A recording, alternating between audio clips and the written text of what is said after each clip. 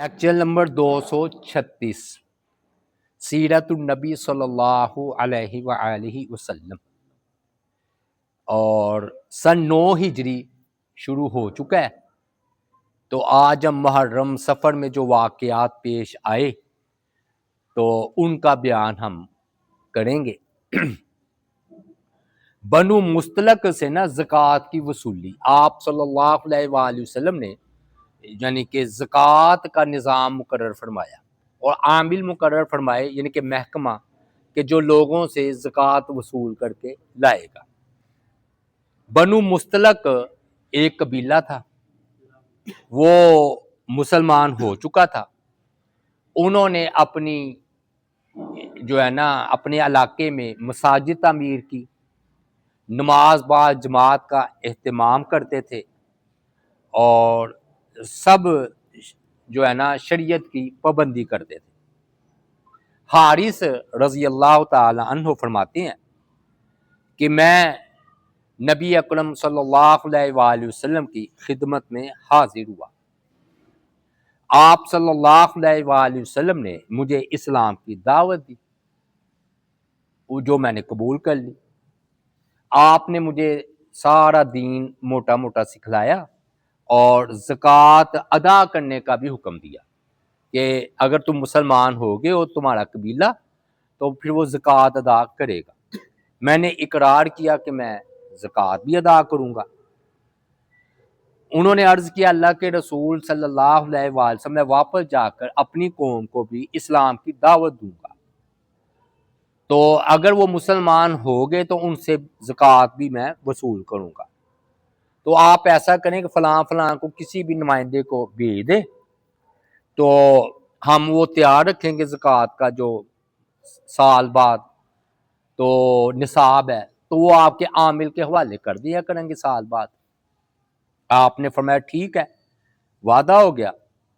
تو انہوں نے اسلام کی دعوت دی اپنی قوم کو، جا کر بنو مستلق کو انہوں نے دعوت قبول کر لی، سارا قبیلہ مسلمان ہو گیا۔ پھر انہوں نے کہا کہ اپنی 2.5% زکوٰۃ بھی نکالو۔ چنانچہ وہ ساری زکوٰۃ جو ہے نا وہ نکالی گئی۔ تو ہوا یہ کہ ان کا خیال تھا کہ وہ وقت آ گیا ہے کہ نبی علیہ الصلوۃ والسلام اپنا نمائندہ ہماری طرف بھیجے۔ تو وہ ہلکا سا لیٹ ہو گئے، یا انہیں خدشہ محسوس ہوا، انہوں نے وقت کو پہلے شمار کر لیا، کوئی بھی یعنی کہ غلط فہمی ہو گئی۔ تو انہوں نے کہا کہ نبی صلی اللہ علیہ وآلہ وسلم نے نمائندہ اپنا کیوں نہیں بھیجا زکوٰۃ وصول کرنے کے لیے؟ چنانچہ یہ خود ہی نہ زکوٰۃ لے کر نہ سفیر کا انہوں نے انتظار نہیں کیا، خود ہی زکوٰۃ لے کر مدینہ کی طرف روانہ ہو گئے۔ ادھر نبی اکرم صلی اللہ علیہ وآلہ وسلم چونکہ وعدے کے پابند تھے، آپ اللہ کے نبی تھے، تو آپ کو یاد تھا کہ بھئی بنو مستلق سے زکوٰۃ وصول کرنی ہے۔ تو آپ نے نا ولید بن عقبہ کو بھیجا، یہ صحابی تھے، کہ جائیں اور جا کر بنو مستلق سے زکوٰۃ وصول کریں۔ اب ہوا یہ ہے کہ یہ ادھر سے نکلے ہیں ولید بن عقبہ، ادھر سے حارث آ رہے تھے اپنی قوم کے ساتھ۔ تو یہ نہ خود انہوں نے بدگمانی یا اچھا خیال نہ کیا کہ یہ تو مجھے قتل کرنے کے لیے آ رہے ہیں، زکوٰۃ انہوں نے کوئی نہیں دینی۔ انہوں نے کوئی ان سے بات چیت نہیں کی، کوئی گفتگو نہیں کی، انہوں نے بس یہ خیال کیا کہ یہ باہر نکل کے ہمیں مارنا چاہتے ہیں، قتل کرنا چاہتے ہیں، زکوٰۃ نہیں دینا چاہتے۔ تو حارث آ رہے ہیں زکوٰۃ دینے، غلط فہمی بہرحال ہو گئی جی۔ تو انہوں نے نا بغیر بات کیے بڑی تیزی سے واپس پلٹے اور جا کر نبی اکرم صلی اللہ علیہ وآلہ وسلم کو شکایت پیش کر دی کہ جی وہ تو زکوٰۃ کے انکاری ہیں، بلکہ وہ تو مجھے قتل کرنے بھی آ رہے تھے۔ تو آپ سن کر آپ کو بڑا غصہ آیا، فرمایا اچھا یہ بات ہے۔ آپ نے فوراً فوجی دستہ تیار کیا، فرمایا جاؤ جا کے بنو مستلق کی خبر لو۔ اب یہ دستہ جو آپ نے بعد میں بھیجا نا ولید بن عقبہ کے بعد، یہ نکلا تو ادھر سے دیکھا تو حارث چلے آ رہے ہیں۔ تو حارث رضی اللہ تعالیٰ نے پوچھا یہ تمہارا جو فوجی دستہ ہے کدھر جا رہا ہے؟ انہوں نے کہا کہ ہم تو تمہاری قوم کو سبق سکھانے آ رہے ہیں، زکوٰۃ کا تم نے انکار کر دیا ہے، مرتد ہو گئے ہو، قتل کرنے کی بھی سفیر کو کوشش کی ہے۔ حارث رضی اللہ تعالیٰ پریشان ہو گئے، انہوں نے کہا ہم نے زکوٰۃ دینے سے انکار کیا کب؟ اور کب ہم نے آپ کے نمائندے کو قتل کرنے کی کوشش کی؟ کیا واقعہ کیا ہوا ہے؟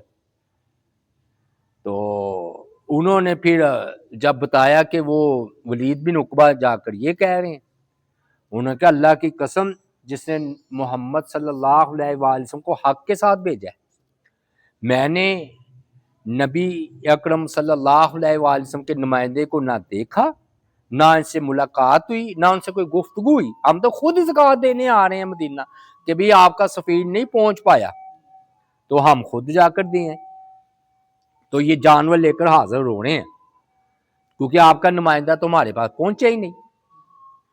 اب فوجی دستے کے حیران ہونے کی باری تھی کہ یہ تو معاملے کچھ اور نکلا ہے۔ اللہ کا شکر ہوا کہ وہ ایک دوسرے سے ہوتا ہے نا غلط فہمی میں لڑائی شروع ہو جاتی ہے، تو یہ ہوا کہ اللہ کا کرم یہ ہوا انہوں نے گفتگو آپس میں کر لی۔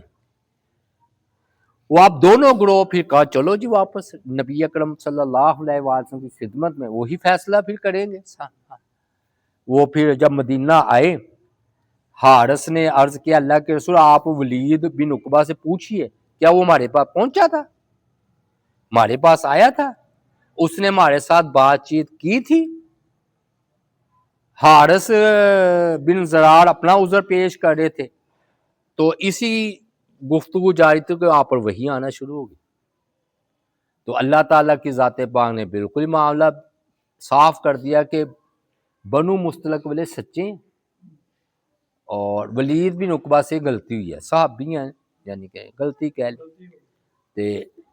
اللہ تعالیٰ نے وہی سورہ الحجرات کی آیت نازل فرمائی کہ یا ایھا الذین آمنوا ان جاءکم فاسق، کہ اے ایمان والو اگر کوئی فاسق تمہارے پاس کوئی خبر لے کر آئے تو فتبینوا، تو تحقیق کر لیا کرو، ایسا نہ ہو ان تصیبوا قوما بجہالۃ کہ تم نادانی میں لا علمی میں اپنا غصہ جا کر اتار دو، جا پڑو، بعد میں تمہیں شرمندگی ہو، ما فعلتم نادمین، اور تم شرمندہ ہونے والوں میں سے ہو جاؤ۔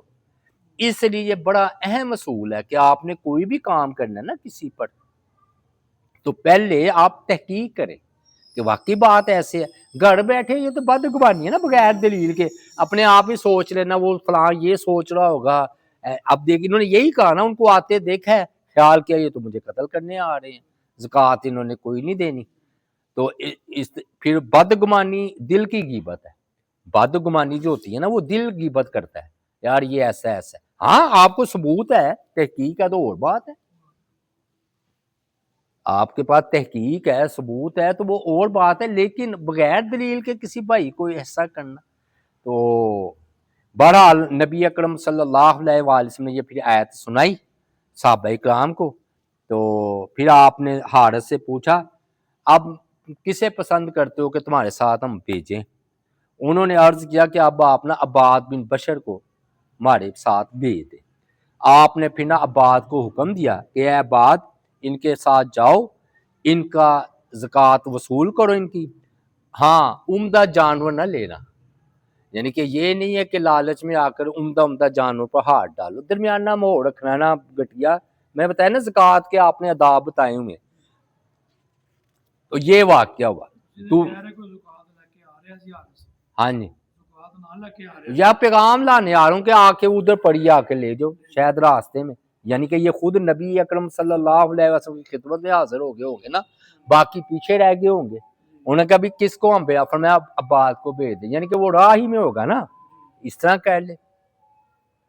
دوسرا سریہ پیش آیا ہے قطبہ بن عامر رضی اللہ تعالی عنہ کا، یہ نا اب میں نے بتایا نا 9 ہجری شروع ہو چکا ہے اور ماہ سفر آ گیا، محرم بھی چلا گیا اب سفر کا، کیونکہ آپ 11 ہجری ربیع الاول کے مہینے میں تو فوت ہو گئے ہیں، تو اب یہ 9 ہجری سفر کے مہینے آپ نے نا قطبہ بن عامر کو نا 20 مجاہدین کے ہمراہ خصم قبیلے کی طرف روانہ کیا. یہ بھی ایک قبیلہ تھا اور تربا نامی جگہ پر ان کا قیام تھا. آپ نے ان کو ہدایات دی کہ مکمل رازداری سے چلنا، صبح کو چھپ جانا، رات کو سفر کرنا، اور تاکہ تم اچانک ان پر حملہ کرو اور چاروں طرف سے ہلہ بول دینا. اسلامی لشکر جب وہ قبیلے کے قریب پہنچا خصم، تو انہوں نے نا ایک بندے کو گرفتار کر لیا. تو وہ قبیلے خصم کا ہی تھا. ان سے پوچھ گوچھ کی کوشش کی، بتاؤ قبیلے خصم کے بارے میں. اس نے کر کے بتایا میں تو گونگا ہوں.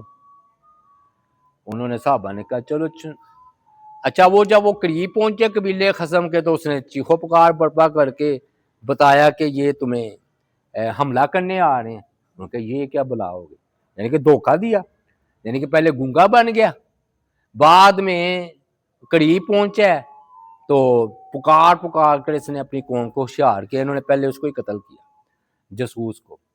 اس کے بعد نہ رک گئے، رات ہوئی تو مسلمانوں نے بھرپور حملہ کر دیا.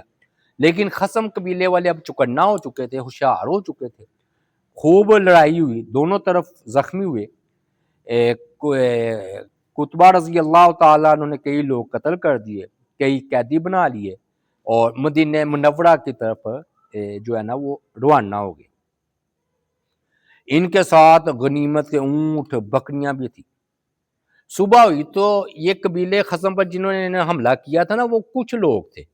باقی قبیلے والوں کو بھی پتہ چلا، وہ مارے تو اونٹ بکریاں لے کر کچھ قیدی بنا کر مسلمان لے گئے. انہوں نے پھر ان کا تعاقب شروع کر دیا کہ ہم تو اپنے قیدی اونٹ بکریاں چھڑائیں.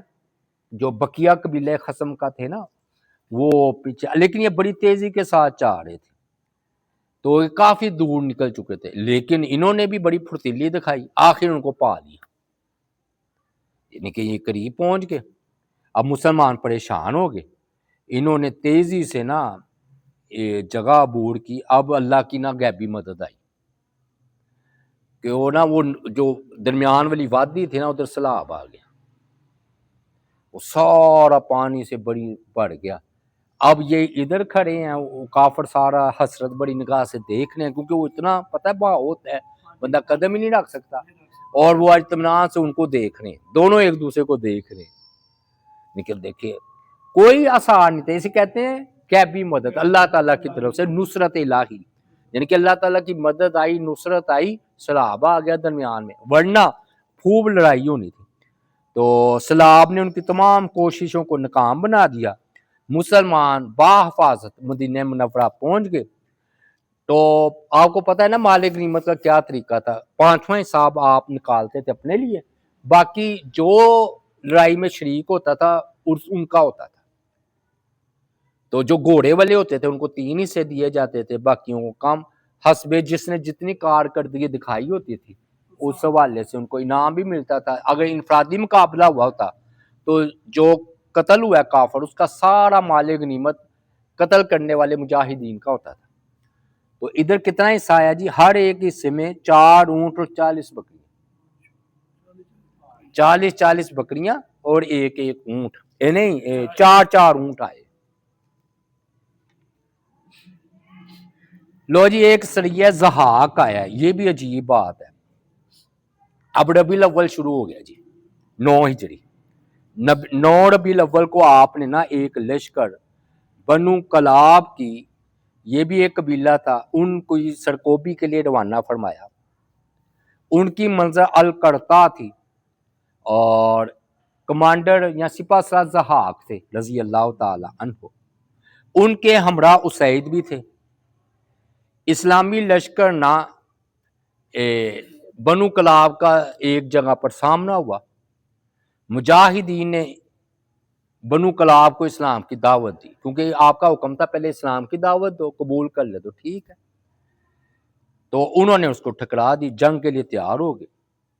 اسلامی لشکر نے انہیں شکست دے دی. اب جو اسید تھے نا، دلچسپ واقعہ یہ ہوا، اسید رضی اللہ تعالی عنہ جو تھے نا، ان کا باپ جو تھا نا وہ دشمنوں میں تھا، کافروں میں. انہوں نے اپنے بھاگتے ہوئے باپ کا تعاقب کیا، پیچھا کیا. وہ گھوڑے پر سوار تھے. تو بیٹے نے اسید نے اپنے باپ کو پہلے اسلام کی دعوت دی کہ باپ نے ان کو پہلے امان بھی دی اور پھر ان کو کہا کہ آپ اسلام قبول کر لیں. باپ نے بجائے اسلام قبول کرنے کے اتنی بڑی گالیاں نکالنی شروع کر دی. نبی اکرم صلی اللہ علیہ وآلہ وسلم کو، اسلام کو مغلظات بکنے شروع ہو گئے. بیٹا برداشت نہ کر پایا. اس نے کہا میری حد تک تو مجھے گالیاں نکال لو، تم اسلام نبی اکرم صلی اللہ علیہ وآلہ وسلم کو بھی گالیاں دے رہے ہو. پہلے انہوں نے اپنے باپ کے گھوڑے کی پاؤں کاٹے. باپ نیچے گرا تو انہوں نے نیزہ کا سہارا لے کر وہ جو ہے تالاب میں اتر گیا. اس کا باپ یعنی کہ بھاگنے کی کوشش کی، تالاب تھا قریب کوئی ادھر. اب یہ تو رک گئے، اسے ظاہر باپ تھا کہ چلو بھاگتا ہے بھاگ جائے، یعنی کہ ادھر سے چلے گئے دریا میں. لیکن ایک اور مجاہد، ان کا نام سلمہ تھا، ادھر پہنچا ہے، مجاہد پہنچا ہے. ان کے والد کا نام تھا سلمہ، سعید بن سلمہ ہے سلمہ باپ تھا جس نے گالیاں پکی تھی. اور مجاہد ان دریا میں اتر گیا، اس نے وار کر کے وہ مارا، ان کو ختم کر دیا. ایک اور سریہ ہوا ہے یہ علقمہ ہو گیا کہ کیا کرنے. اچھا، نبی اکرم صلی اللہ علیہ وآلہ وسلم نے ربیع الاخر، پہلے ربیع الاول اب ربیع الاخر شروع ہو گیا 9 ہجری. علقمہ جو تھے ان کی قیادت میں 300 مجاہدین کا لشکر جدہ کی طرف روانہ کیا. حبشیوں کے یہ طاقوں میں ایک جزیرے تک جا پہنچا. یہ دیکھ مسلمانوں کا لشکر حبشی جو ہے فرار ہو گئے. مسلمان واپس آ گئے کیونکہ وہ فرار ہو گئے. کچھ مجاہدین نے خواہش کی کہ ہم اپنے اہل و یال کے پاس پہنچے. امیر لشکر نے ان کو اجازت دے دی تھی اگر تم اپنے بیوی بچوں سے ملنا چاہتے ہو تو جا کر مل لو. انہوں نے اپنی کمان عبداللہ بن حذافہ کو سونپ دی. عبداللہ بن حذافہ کہتے خوش مزاج تھے، وقتاً فوقتاً خوش طبع کیا کرتے تھے. انہوں نے راستے میں ایک جگہ آرام کے لیے دستہ روکا. یہ 2 روایتیں، میں دونوں روایتیں بیان کروں. انہوں نے ٹھنڈک سے بچاؤ کے لیے آگ جلائی اور آگ کو تاپنے کا حکم دیا، کچھ سردیوں ہوگی. اتنے میں امیر دستہ تشریف لے آئے تو امیر کا حکم تھا کہ آگ جلاؤ. آگ جلائی، پھر کہا سب اس آگ میں کود جاؤ. بڑا حیرت انگیز حکم تھا، سارے آگ میں کود جاؤ. انہوں نے کہا رکو. کچھ لوگوں نے کہا آگ سے بچنے کے لیے تو اسلام قبول کیا، ہم نبی اکرم صلی اللہ علیہ وآلہ وسلم سے پوچھیں گے پھر تمہاری بات مانیں گے. اس نے کہا کیا نبی اکرم صلی اللہ علیہ وآلہ وسلم یہ نہیں کہا تھا امیر کی اطاعت کرنی ہے؟ کہا تھا، جہاد کا تھا وہ، یہ تو نہیں کہا تھا کہ امیر کے آگ میں کود جاؤ تو آگ میں کود جانا. چنانچہ یہ رک گئے. جب آپ واپسی ہوئی تو پھر آپ کو یہ سارا واقعہ سنایا گیا تو آپ نے فرمایا اگر امیر تمہیں گناہ کا حکم دے، یہ تو خودکشی تھی، تو تم نے ان کی اطاعت و فرما برداری نہیں کرنی. اسی طرح صحیحین میں اب یہ واقعہ اس کو کہتے ترجیح دے رہے ہیں. حضرت علی اس کے راوی ہیں کہ نبی اکرم صلی اللہ علیہ وآلہ وسلم نے ایک جنگی دستہ روانہ کیا اور اس کا امیر ایک انصاری صحابی کو بنایا اور اس مجاہدین کو دستے کو حکم دیا کہ امیر کی اطاعت کرنی ہے. یہ بہت ضروری ہوتا تھا. یہ واقعی بہت سارے واقعات ہیں کہ امیر کے کہنے پر چلیں تو کامیابی ملی اور بعض کا شکست بھی ہو جاتی تھی، لیکن آپ کا حکم تھا کہ امیر کی اطاعت کرنی ہے. دوران سفر امیر انصاری یہ صحابی یہ نام نہیں آیا، کسی بات پر ناراض ہو گئے. انہوں نے کہا لکڑیاں اکٹھی کرو. لکڑیاں کٹھی ہو گئی، حکم دیا کہ انہیں آگ جلاؤ، انہوں نے آگ جلا دی۔ جب آگ بھڑک اٹھی تو فرمایا کیا تمہیں یاد، انہوں نے سمجھا سردی ہے تو سیکا سوکھنے کے لیے جلا رہے ہیں، ان کو نہیں پتا کہ معاملہ آگے جا کر کیا ہونا ہے، ان کو کسی بات پر غصہ تھا۔ تو جب آگ بھڑک اٹھی تو انہوں نے حکم دیا سب اس آگ میں کود جاؤ۔ اب کیا انہوں نے کہا کیا تمہیں یاد نہیں ہے کہ نبی اکرم صلی اللہ علیہ وسلم نے تمہیں میری فرما برداری کا حکم دیا، تو تم میری فرما برداری کرو۔ انہوں نے پھر جو تھے نا سمجھدار کچھ، انہوں نے کہا رکو، ٹھیک ہے آگ میں کود جائیں گے، لیکن نبی اکرم سے پوچھ کر صلی اللہ علیہ وسلم مدینہ چلے جائیں، ادھر ہی آگ جلا لینا، ادھر ہم کود پڑیں گے، لیکن آپ کہیں گے آپ نے تو ہمیں یہ جہاد کے بارے میں کہا تھا نا تمہاری اطاعت کرنی، یہ تو نہیں کہا تھا کہ تم آگ روشن کرو تو ہمیں کو کود جاؤ تو ہم نے تمہاری اطاعت کرنی، اور پھر جہنم کی آگ سے بچنے کے لیے تو ہم نے یہ نیکیاں کر رہے ہیں، سلام قبول کیا۔ تو واپسی ہوئی، اتنی دیر میں ان کا غصہ ٹھنڈا ہو گیا، امیر صاحب کا جو انصاری صاحب بھی تھے، نام نہیں آیا ان کا، تو غصہ ٹھنڈا ہو گیا۔ انہوں نے ساری ویسے رپورٹ دیتے تھے، کوئی چیز چھپاتے نہیں تھے، یہ صحابہ کرام کی دیانت ہے، حتیٰ کہ اپنے خلاف بھی کوئی بات ہوتی نا رپورٹ پوری دیتے۔ انہوں نے کہا یہ واقعہ ہوا ہے جی، انہوں نے تو ہمیں کہا ہے آگ میں کود جاؤ۔ تو آپ صلی اللہ علیہ وآلہ وسلم نے فرمایا اگر تو تم آگ میں داخل ہو جاتے تو کبھی آگ سے نکل نہ پاتے، یہ تو میری خودکشی ہے۔ پھر آپ نے ایک اصول وضع کیا، لا طاعت فی معصیت اللہ انما الطاعت فی المعروف، اللہ کی نافرمانی میں، گناہ میں کسی کی اطاعت نہیں۔